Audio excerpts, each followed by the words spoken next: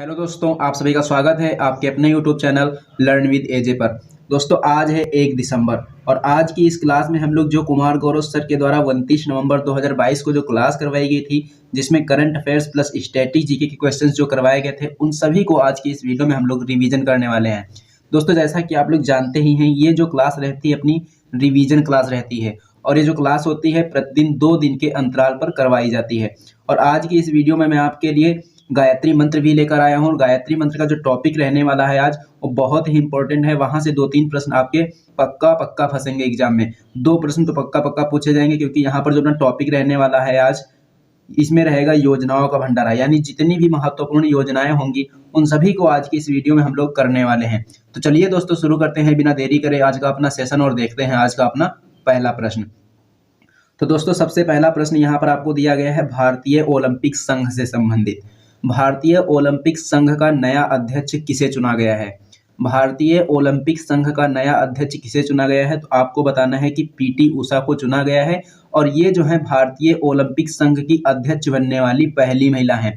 तो ये पहली महिला अध्यक्ष बनी है, इसलिए इस पर स्टार जरूर लगा लेना। ये प्रश्न पक्का एग्जाम में पूछा जाएगा, क्योंकि ये क्या है कि भारतीय ओलंपिक संघ की पहली महिला अध्यक्ष चुनी गई है। नाम क्या है इनका? पीटी उषा। बात की जाए पीटी उषा की, तो इन्होंने 4 गोल्ड मेडल जीते थे। किसमें? 1986 यानी कि 1986 का जो एशियन गेम हुआ, उसमें इन्होंने कितने गोल्ड मेडल जीते थे? उसमें इन्होंने 4 गोल्ड मेडल जीते थे। ये जो 1986 का एशियन गेम हुआ था, कहाँ हुआ था? तब बताना है आपको कि ये सियोल में हुआ था। पीटी उषा को उड़न परी के नाम से भी जाना जाता है। कई बार प्रश्न पूछा जाता है कि उड़न परी के नाम से कौन फेमस है, तब आपको बताना है पीटी उषा। इंपॉर्टेंट पॉइंट की बात करेंगे यहाँ पर, तो पहला पॉइंट जो दिया गया है ये अंतर्राष्ट्रीय ओलंपिक संघ से ही संबंधित है। अंतर्राष्ट्रीय ओलंपिक संघ की स्थापना कब हुई थी? अंतर्राष्ट्रीय ओलंपिक संघ की जो स्थापना है 23 जून 1894 को हुई थी। और इसका मुख्यालय कहाँ है अंतर्राष्ट्रीय ओलंपिक संघ का? इसका मुख्यालय है ल्यूसाने में। और इसके अध्यक्ष कौन है? इसके अध्यक्ष हैं थॉमस बाक। कौन है? Thomas Bach. नेक्स्ट पॉइंट देख लेते हैं, और नेक्स्ट पॉइंट यहाँ पर दिया गया है ओलंपिक खेल से। 33वां ओलंपिक खेल और 34वां ओलंपिक खेल जो होंगे, इनका आयोजन कहाँ किया जाएगा? 33वें नंबर के जो ओलंपिक खेल हैं ये 2024 में खेले जाएंगे। कहाँ खेले जाएंगे? फ्रांस की राजधानी पेरिस में।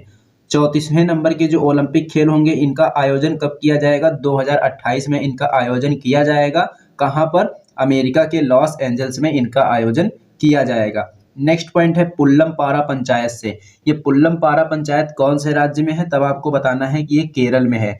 इसको हमें क्यों याद रखना है? क्योंकि ये जो है भारत की पहली डिजिटल रूप से साक्षर पंचायत है। यहाँ पर जो आपसे प्रश्न पूछा जाएगा वो ये पूछा जा सकता है कि भारत की पहली डिजिटल रूप से साक्षर पंचायत कौन सी है? तब आपको बताना है पुल्लमपारा पंचायत। आपसे ये प्रश्न ऐसे भी पूछा जा सकता है कि भारत की पहली डिजिटल रूप से साक्षर पंचायत पुल्लमपारा पंचायत कौन से राज्य में है? तब आपको बताना है कि ये केरल में है।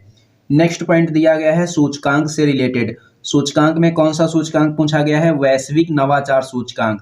वैश्विक नवाचार सूचकांक जो कि 2022 में जारी किया गया, इसमें भारत की रैंक कितनी है? भारत की रैंक है इसमें 40। और ये जो सूचकांक है किसके द्वारा जारी किया जाता है? कौन सी संस्था के द्वारा जारी किया जाता है? तो आपको बताना है कि विश्व बौद्धिक संपदा संगठन के द्वारा यह सूचकांक जारी किया जाता है। नेक्स्ट पॉइंट है मुख्यमंत्री डेयरी प्लस योजना। कौन से राज्य के द्वारा शुरू की गई है? ये शुरू की गई है मध्य प्रदेश राज्य के द्वारा। नेक्स्ट पॉइंट है वंदे भारत एक्सप्रेस ट्रेन से। वंदे भारत एक्सप्रेस ट्रेन 4 ट्रेनें चलाई जा चुकी हैं। पहले नंबर की वंदे भारत एक्सप्रेस ट्रेन कहां से कहां चल रही है? दिल्ली से वाराणसी के बीच। और दूसरे नंबर की जो वंदे भारत एक्सप्रेस ट्रेन है कौन के स्थानों के बीच चलाई जा रही है? दिल्ली और कटरा के बीच। कटरा कहाँ है? जम्मू कश्मीर में। तीसरे नंबर की जो वंदे भारत एक्सप्रेस ट्रेन है कहां से कहां चल रही है? गांधीनगर से मुंबई के बीच। और ये चौथा वाला आपको याद रखना है कि नई दिल्ली से पूना के बीच ये चलाई जा रही है। नेक्स्ट पॉइंट यहाँ पर दिया गया है वैश्विक कौशल शिखर सम्मेलन 2022 से रिलेटेड। ये कौन से क्रम का इस बार है? तब आपको बताना है कि ये 13वें क्रम का है। इसका आयोजन कहाँ किया गया है? इसका आयोजन किया गया नई दिल्ली में। अगला पॉइंट यहाँ पर पूछा जा रहा है कि टाइम 100 नेक्स्ट की सूची में शामिल भारतीय कौन है? तब आपको बताना है आकाश अंबानी। ये जो है टाइम 100 नेक्स्ट की सूची में शामिल एकमात्र भारतीय व्यक्ति हैं। नाम क्या है इनका?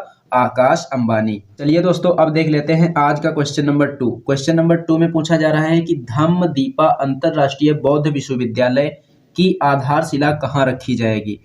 तो सबसे पहले आपको याद रखना है कि ये जो धम्मदीपा अंतरराष्ट्रीय बौद्ध विश्वविद्यालय है, यह पहले नंबर का बौद्ध विश्वविद्यालय है और इसकी आधारशिला कहाँ रखी जाएगी। इसकी आधारशिला त्रिपुरा में रखी जाएगी।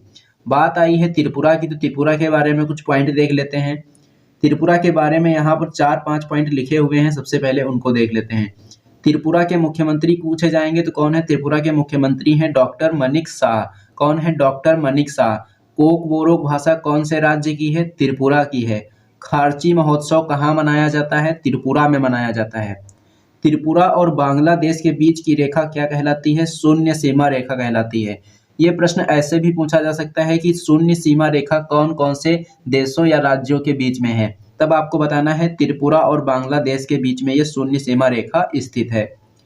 नेक्स्ट पॉइंट दिया गया है अभिधम्म चक्र से। ये अभिधम्म चक्र किसे कहते हैं? गौतम बुद्ध के द्वारा जो प्रथम उपदेश दिया गया था, प्रथम प्रवचन दिया गया था, उसे किस नाम से जाना जाता है? उसे अभिधम्म चक्र के नाम से जाना जाता है। यहाँ से ये भी प्रश्न पूछा जाता है कि गौतम बुद्ध ने अपना प्रथम उपदेश कहाँ दिया था, तब आपको बताना होता है कि इन्होंने अपना प्रथम उपदेश सारनाथ में दिया था।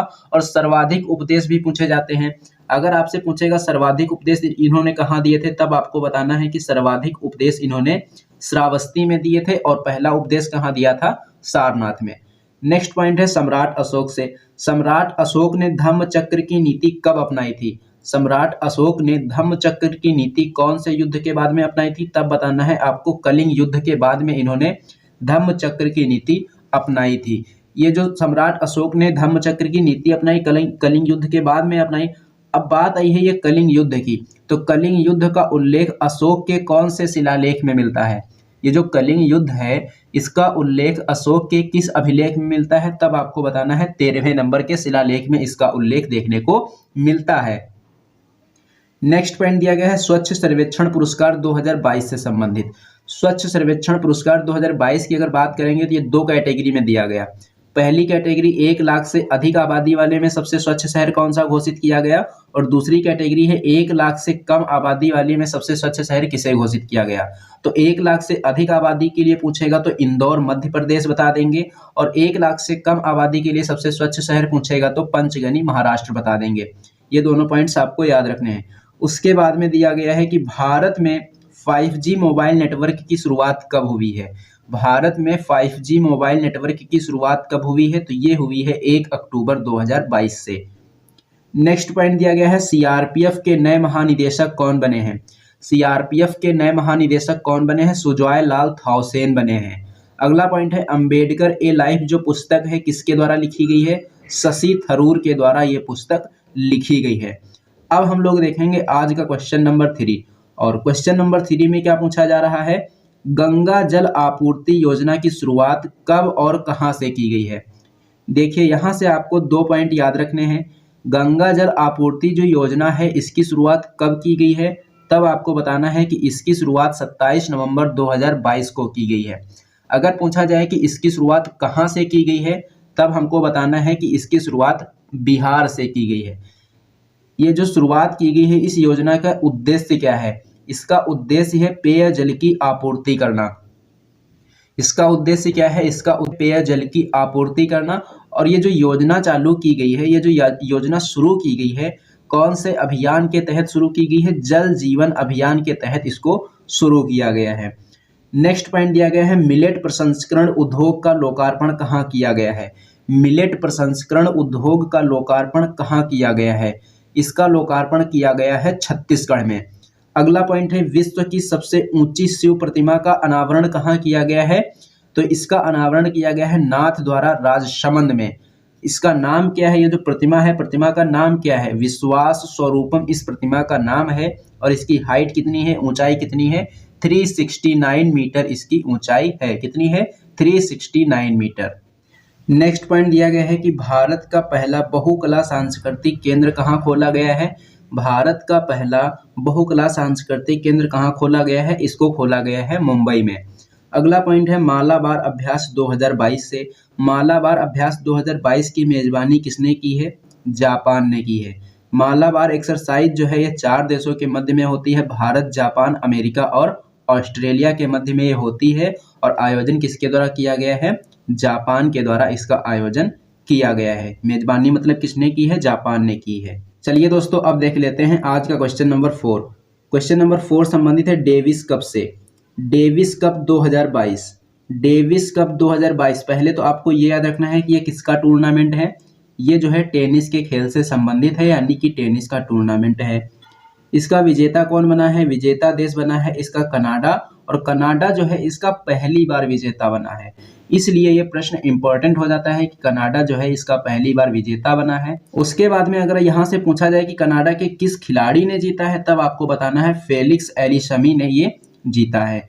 उपविजेता कौन सा देश रहा है? उपविजेता इसमें रहा है ऑस्ट्रेलिया। कौन रहा है? ऑस्ट्रेलिया। बात आई है यहाँ पर कनाडा की, तो कनाडा के बारे में 4-5 पॉइंट देख लेते हैं। कनाडा की राजधानी क्या है? कनाडा की राजधानी है ओटावा।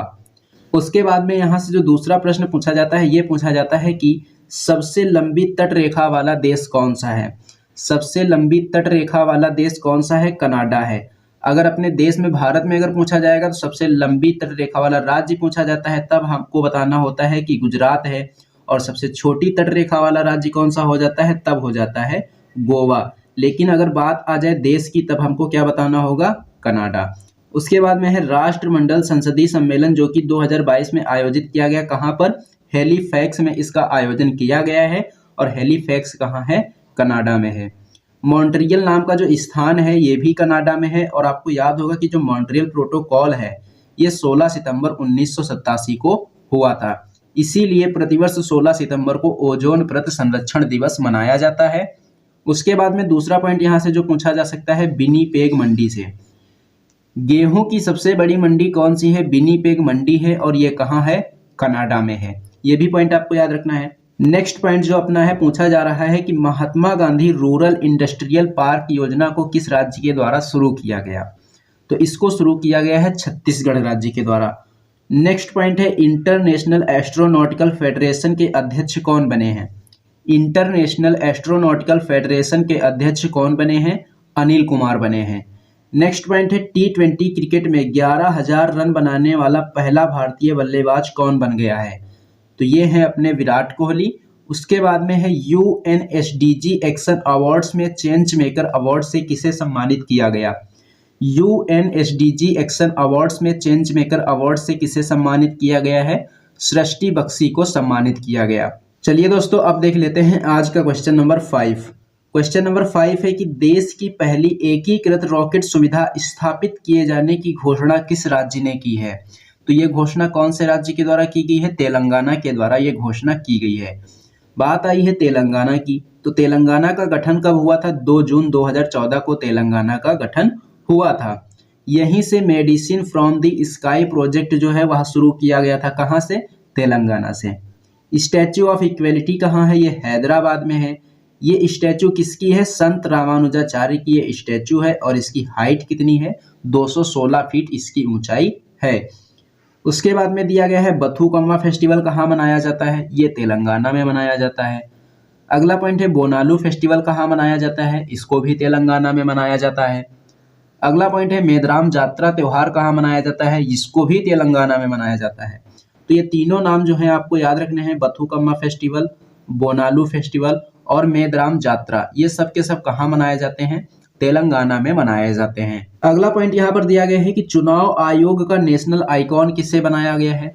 चुनाव आयोग का नेशनल आइकॉन किसे बनाया गया है? पंकज कुमार त्रिपाठी को बनाया गया है। अगला पॉइंट है सतत पर्वतीय विकास शिखर सम्मेलन 11। सतत पर्वतीय विकास शिखर सम्मेलन 11 कहाँ आयोजित किया गया? लेह लद्दाख में इसको आयोजित किया गया है। अगला पॉइंट है महाकाल लोक का उद्घाटन कहाँ किया गया?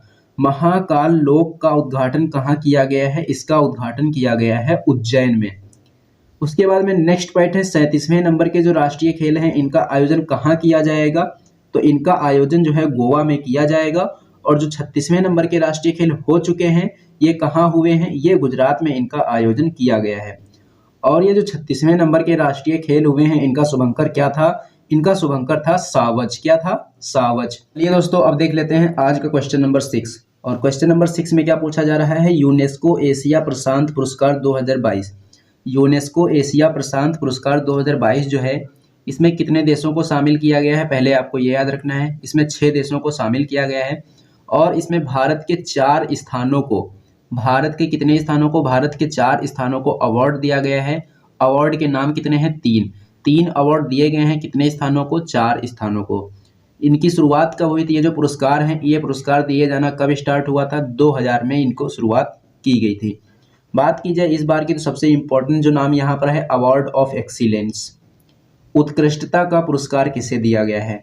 यूनेस्को एशिया प्रशांत पुरस्कार जो है, यूनेस्को एशिया प्रशांत पुरस्कार 2022 के अंतर्गत उत्कृष्टता का पुरस्कार किसे दिया गया है, छत्रपति शिवाजी महाराज संग्रहालय को दिया गया है। और ये जो संग्रहालय है कहाँ है, महाराष्ट्र की राजधानी मुंबई में ये स्थित है। इंपॉर्टेंट पॉइंट की बात करेंगे तो सबसे पहला पॉइंट यहाँ पर लिखा हुआ है कि FIBA महिला बास्केटबॉल विश्व कप 2022 का विजेता कौन सा देश बना है, तो इसका विजेता बना है अमेरिका। नेक्स्ट पॉइंट है कि शस्त्र रामानुजन पुरस्कार, शस्त्र रामानुजन पुरस्कार 2022 किसे दिया गया है, यून किंग टंग को दिया गया है। वहीं पर बात की जाए केवल और केवल रामानुजन पुरस्कार की, तो ये दिया गया है नीना गुप्ता को।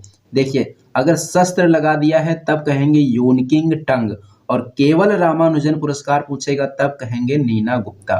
तो दोनों पॉइंट में फर्क याद रखना है। शस्त्र रामानुजन पुरस्कार पूछेगा तो हमको बताना है यूनकिंग टंग, और रामानुजन पुरस्कार पूछेगा तो हमको बताना है नीना गुप्ता। उसके बाद में नेक्स्ट पॉइंट दिया गया है, एजुकेशन 4.0 रिपोर्ट किसने जारी की है।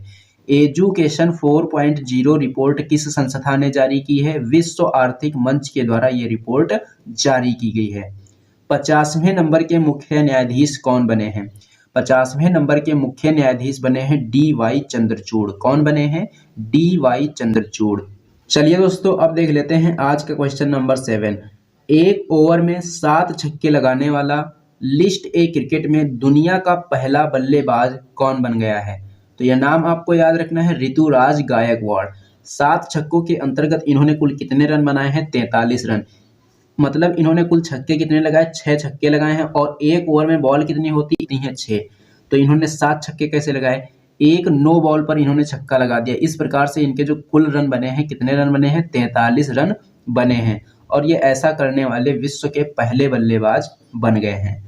इंपॉर्टेंट पॉइंट की बात करेंगे तो पहला पॉइंट यहाँ पर लिखा हुआ है कि अंतरराष्ट्रीय सूफी रंग महोत्सव 2022 का आयोजन कहाँ किया गया। अंतरराष्ट्रीय सूफी रंग महोत्सव 2022 का आयोजन कहाँ किया गया, तब आपको बताना है कि इसका आयोजन राजस्थान के अजमेर में किया गया।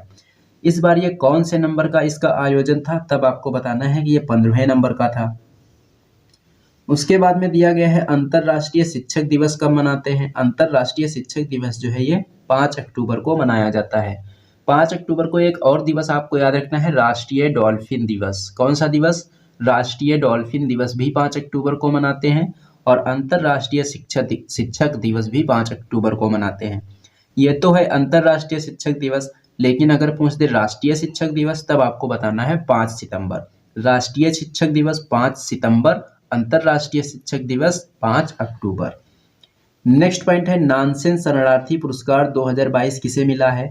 नानसेन शरणार्थी पुरस्कार 2022 किसे मिला है, ये मिला है एंजेला मर्केल को। किसे मिला है, एंजेला मर्केल को। नेक्स्ट पॉइंट दिया गया है 32वें नंबर का जो बिहारी पुरस्कार 2022 में दिया गया, किसे दिया गया। 32वें नंबर का बिहारी पुरस्कार 2022 में किसे दिया गया, डॉक्टर माधव हाडा को ये दिया गया है। चलिए दोस्तों, अब देख लेते हैं आज का क्वेश्चन नंबर 8। क्वेश्चन नंबर 8 में क्या पूछा गया है कि संयुक्त सैन्य अभ्यास जिसका नाम है हरिमो शक्ति 2022, संयुक्त सैन्य अभ्यास हरिमो शक्ति अभ्यास 2022, ये कौन कौन से देशों के मध्य आयोजित किया गया है, भारत और मलेशिया के मध्य। आयोजन कब से कब तक हुआ है, 28 नवंबर से 12 नवंबर तक, 28 नवंबर से 12 दिसंबर तक इसका आयोजन किया जाएगा। शुरुआत इसकी कब हुई थी, इसकी शुरुआत हुई थी वर्ष 2012 में। इंपॉर्टेंट पॉइंट की बात करेंगे तो पहला पॉइंट लिखा है उदार शक्ति अभ्यास से। उदार शक्ति अभ्यास कौन कौन से देशों के बीच होती है, भारत और मलेशिया के बीच में। बात की जाए मलेशिया की, तो मलेशिया के नए प्रधानमंत्री कौन बने हैं? अनवर इब्राहिम यहाँ के नए प्रधानमंत्री बने हैं। ये भी पॉइंट आपको याद रखना है। उसके बाद में है मित्र शक्ति युद्ध अभ्यास। मित्र शक्ति जो अभ्यास है कौन कौन से देशों के बीच होता है? ये होता है भारत और में। उसके बाद में है एकूवेरिन। एकूवेरिन जो एक्सरसाइज होती है कौन कौन से देशों के बीच होती है? तब आपको बताना है कि ये एक्सरसाइज भारत और मालदीव के बीच में होती है। नेक्स्ट पॉइंट है बोंगो सागर एक्सरसाइज और संप्रीति एक्सरसाइज। ये दोनों जो एक्सरसाइज हैं कौन कौन से देशों के बीच में होती हैं? तो ये दोनों एक्सरसाइज भारत और बांग्लादेश के बीच में की जाती हैं। अभी हमने आपको बताया था कि राष्ट्रीय डॉल्फिन दिवस कब मनाया जाता है। राष्ट्रीय डॉल्फिन दिवस जो है ये प्रतिवर्ष 5 अक्टूबर को मनाया जाता है और इसकी घोषणा इसी बार की गई है, यानी कि 5 अक्टूबर 2022 को पहली बार मनाया गया। ये 5 अक्टूबर को ही क्यों मनाया जाता है? तो 5 अक्टूबर को इसलिए मनाया जाता है कि क्योंकि 5 अक्टूबर 2009 को, कब? 5 अक्टूबर 2009 को जो डॉल्फिन है इसे राष्ट्रीय जलीय जीव घोषित किया गया था। इसीलिए प्रतिवर्ष 5 अक्टूबर को राष्ट्रीय डॉल्फिन दिवस मनाया जाता है। उसके बाद में दिया गया है नोबेल पुरस्कार से संबंधित। नोबेल पुरस्कार जो कि 2022 में दिए गए हैं। 2022 में मेडिसिन का नोबेल पुरस्कार किसे दिया गया है? ये दिया गया है स्वांते पाबो को। किसे दिया गया है? स्वांते पाबो को। उसके बाद में जो साहित्य का नोबेल पुरस्कार 2022 में दिया गया, किसे दिया गया है? एनी एनॉक्स को दिया गया है। ये दोनों नाम आपको याद रखने हैं। उसके बाद में नेक्स्ट पॉइंट की बात करें तो यहाँ पर लिखा हुआ है ईरानी कप 2022। ईरानी कप 2022 का विजेता कौन बना है? तो इसका विजेता बना है शेष भारत। कौन बना है? शेष भारत। चलिए दोस्तों अब देख लेते हैं आज का क्वेश्चन नंबर 9। तो क्वेश्चन नंबर 9 दिया गया है विदेश सचिव से संबंधित। आपको पता होगा कि वर्तमान समय जो विदेश सचिव हैं वो कौन है? इनका नाम है विनय मोहन क्वात्रा और इनका अभी क्या हुआ है? इनका कार्यकाल अभी हाल ही में बढ़ा दिया गया है। 2024 तक इनका कार्यकाल कर दिया गया है। तो ये नाम आपको फिर से याद रखना है। इनका नाम है विनय मोहन क्वात्रा और ये वर्तमान समय में भारत के विदेश सचिव हैं। उसके बाद में पूछा जा सकता है कि कैबिनेट सचिव कौन है? तो कैबिनेट सचिव कौन है? राजीव गौबा है। कौन है? राजीव गौबा। नेक्स्ट पॉइंट दिया गया है कि भारत के पहले विदेश सचिव कौन थे? भारत के पहले विदेश सचिव कौन थे? तब आपको बताना है केपीएस मेनन। भारत के पहले विदेश सचिव कौन थे? केपीएस मेनन जो है भारत के पहले विदेश सचिव थे। नेक्स्ट पॉइंट दिया गया है स्फूर्ति मेले का आयोजन कहाँ किया गया है? स्फूर्ति मेले का आयोजन जो है ये दिल्ली में किया गया है। अगर आपसे ये पूछ दे कि इसका आयोजन किसके द्वारा किया गया, तब आपको बताना है खाद्य और ग्रामोद्योग आयोग के द्वारा इसका आयोजन किया गया है। नेक्स्ट पॉइंट दिया गया है भारतीय वायुसेना दिवस कब मनाया जाता है? तो ये मनाया जाता है प्रतिवर्ष 8 अक्टूबर को। नेक्स्ट पॉइंट यहाँ पर जो लिखे हैं कुछ लक्ष्य से संबंधित हैं। हर घर जल का लक्ष्य क्या रखा गया है? हर घर जल का लक्ष्य रखा गया है वर्ष 2024। इसी प्रकार से टीबी हारेगा देश जीतेगा, इसके लिए कौन सा वर्ष लक्ष्य रखा गया है? 2025। नेक्स्ट पॉइंट है शुद्ध शून्य कार्बन उत्सर्जन के लिए कौन सा वर्ष लक्ष्य घोषित किया गया है? तो इसके लिए वर्ष 2070 को लक्ष्य घोषित किया गया है। उसके बाद में नेक्स्ट पॉइंट है पक्षी महोत्सव कहाँ मनाया गया? पक्षी महोत्सव जो है ये जम्मू कश्मीर में मनाया गया। और आज का जो क्वेश्चन नंबर 10 है, चलिए इसको भी देख लेते हैं। क्वेश्चन नंबर 10 में क्या पूछा जा रहा है कि देश का पहला जियो 5G सेवाएं प्राप्त करने वाला राज्य कौन सा राज्य बन गया है? तो इसका आंसर हो जाएगा गुजरात।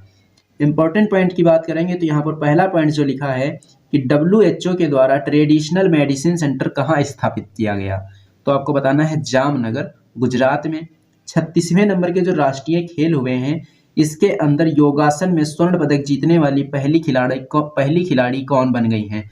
तो पहली खिलाड़ी बन गई हैं इसमें पूजा पटेल।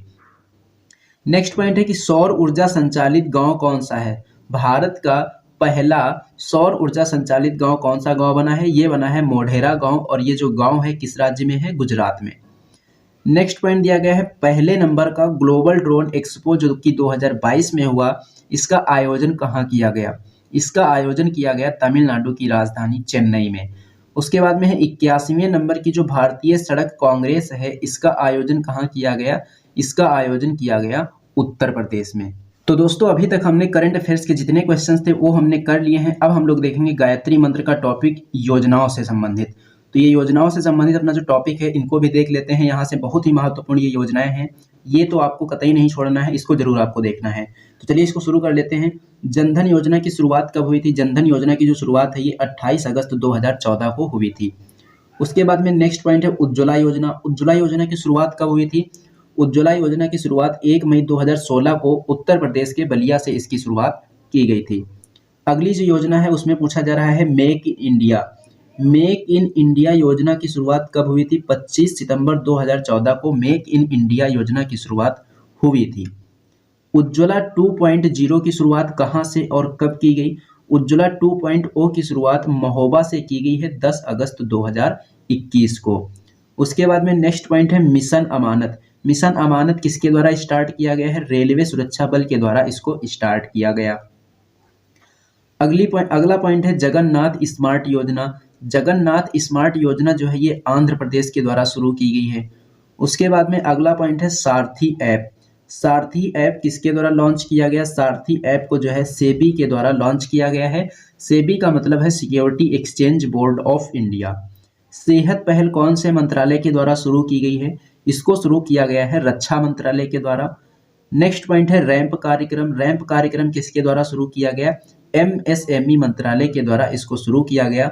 रैंप कार्यक्रम का मतलब है raising and accelerating MSME program, इसका फुल फॉर्म हो जाता है। उसके बाद में जो अगला अपना पॉइंट है उसमें पूछा गया है पीएम डिवाइन योजना।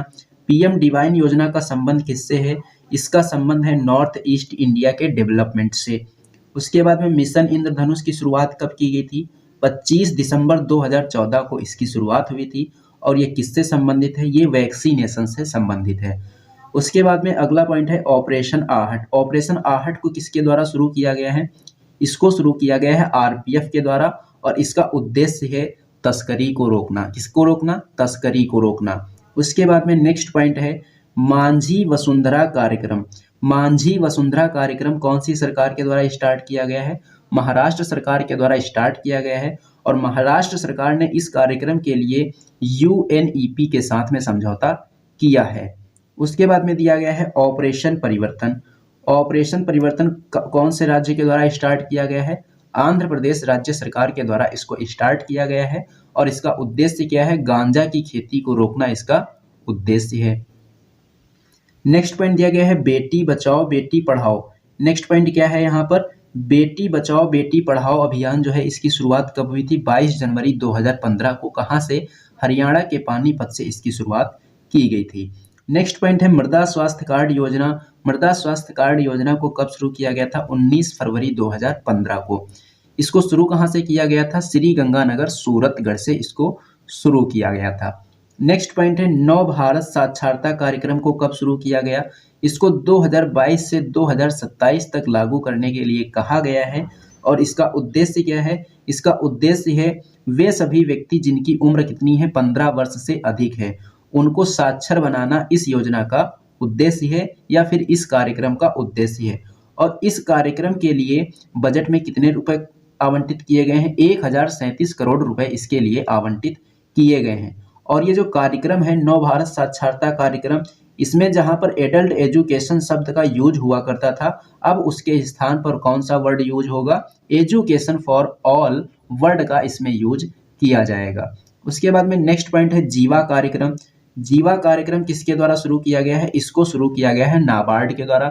नाबार्ड का मतलब है national bank for agriculture and rural development.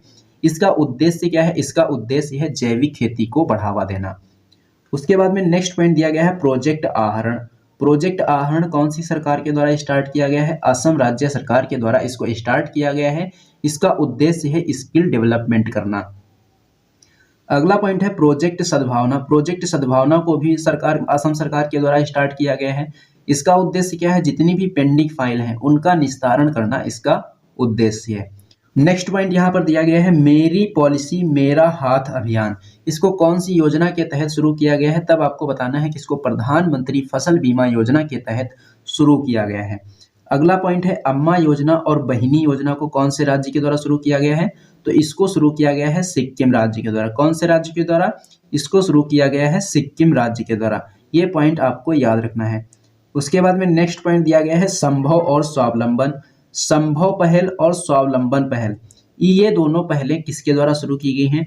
ये दोनों पहले MSME के द्वारा शुरू की गई हैं और इसका उद्देश्य क्या है? प्लास्टिक के कचरे का मैनेजमेंट करना। उसके बाद में दिया गया है समर्थ योजना। समर्थ योजना को किसने स्टार्ट किया? इसको भी MSME के द्वारा शुरू किया गया है और इसका संबंध किससे है? स्किल डेवलपमेंट से इसका संबंध है। नॉन मुसलमान योजना किस राज्य के द्वारा शुरू की गई है? इसको शुरू किया गया है तमिलनाडु राज्य के द्वारा। कौशल्या मातृत्व योजना की शुरुआत कौन से राज्य में की गई? छत्तीसगढ़ में। और इसका उद्देश्य क्या है? जब भी दूसरी बच्ची का जन्म होगा तो उसके जन्म पर कितने हजार रुपए दिए जाएंगे? 5,000 रुपए दिए जाएंगे। नेक्स्ट पॉइंट दिया गया है women at the rate work, जो है कौन से राज्य के द्वारा शुरू किया गया है? कर्नाटक के द्वारा। नेक्स्ट पॉइंट है मातृ शक्ति उद्यमिता योजना, इसको किसके द्वारा शुरू किया गया? हरियाणा के द्वारा। अगला पॉइंट है विनय सामरस्य योजना, कौन सी सरकार के द्वारा स्टार्ट की गई है? कर्नाटक सरकार के द्वारा। शुरुआत इसकी हुई थी 14 अप्रैल 2022 को। इसका उद्देश्य है गांवों में छुआछूत को रोकने के लिए जागरूकता पैदा करना। उसके बाद में नेक्स्ट पॉइंट है युविका कार्यक्रम 2022 किसके द्वारा चलाया गया? ये चलाया गया इसरो के द्वारा। सुजलाम 2.0, इसकी शुरुआत किसके द्वारा की गई? इसकी शुरुआत जो है 22 मार्च 2022 को जल शक्ति मंत्री गजेंद्र सिंह शेखावत के द्वारा इसकी शुरुआत की गई है। इसका उद्देश्य है ग्राउंड वाटर को बेहतर बनाना। नेक्स्ट जो अपनी योजना है उसमें पूछा जा रहा है आयुष्मान भारत योजना। इसकी शुरुआत कब हुई थी? 23 सितंबर 2018 को इसकी शुरुआत हुई थी। कहाँ से? रांची झारखंड से इसकी शुरुआत की गई थी। इसका उद्देश्य क्या है? प्रति परिवार 5 लाख रुपए का स्वास्थ्य बीमा उपलब्ध करवाना इसका उद्देश्य है। नेक्स्ट योजना है चिरंजीवी योजना। चिरंजीवी योजना कौन से राज्य से संबंधित है? राजस्थान से। अगला पॉइंट है यहाँ पर प्रोजेक्ट बोल्ड। प्रोजेक्ट बोल्ड को कहाँ से शुरू किया गया था? राजस्थान के उदयपुर से। प्रधानमंत्री आत्मनिर्भर स्वास्थ्य भारत योजना को कहाँ से शुरू किया गया? वाराणसी से। ग्राम उजाला कार्यक्रम को कहाँ से शुरू किया गया? बिहार के आरा से। और ये किससे संबंधित है? LED के बल्ब से संबंधित है। प्रधानमंत्री किसान योजना को कहाँ से शुरू किया गया? 24 फरवरी 2019 को गोरखपुर से शुरू किया गया है। इसमें किसानों को 2-2 हजार रुपए की प्रतिवर्ष 3 किस्तें दी जाती हैं, यानी कि एक साल में 6,000 रुपए दिए जाते हैं। नेक्स्ट पॉइंट है कैच द रेन अभियान। कैच द रेन अभियान 29 मार्च 2022 से लेकर 30 नवंबर 2022 तक आयोजित किया गया और किसके द्वारा? रामनाथ कोविंद के द्वारा ये शुरू किया गया था। इसका उद्देश्य क्या है? इसका उद्देश्य है मानसून में आए जल का संरक्षण करना।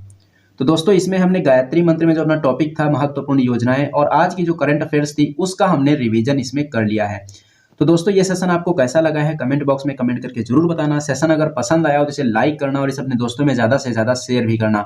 और हाँ दोस्तों, अगर आप लोगों ने अभी तक हमारे चैनल को सब्सक्राइब नहीं किया है तो चैनल को सब्सक्राइब कर लेना और बेल आइकन पर क्लिक करके ऑल पर जरूर क्लिक कर लेना, जिससे कि इस चैनल पर जब भी कोई वीडियो अपलोड की जाए तो उसका नोटिफिकेशन आपको सबसे पहले मिले। तो चलिए दोस्तों मिलते हैं अब एक नेक्स्ट वीडियो में।